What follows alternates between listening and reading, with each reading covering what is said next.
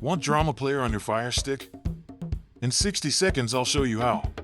From the Fire TV home, open Settings, go to My Fire TV, then Developer Options and enable unknown sources. Go to the Amazon App Store and install the Downloader app. Open Downloader, type the official Drama Player APK URL, and download the file. When prompted, allow the install, tap Install, and wait for the app to finish. Launch Drama Player, grant required permissions, and play a short clip to test playback. Only download APKs from trusted sources and consider using a reputable VPN for privacy. If installation fails, clear downloader cache, free up storage, or reboot your Fire Stick and retry. Use the remote's navigation ring for precise selection and hold Select to zoom in on small buttons. Keep Drama Player updated and enable automatic updates to avoid playback issues. Quick recap: enable unknown sources, install Downloader, install the APK, grant permissions, and test playback.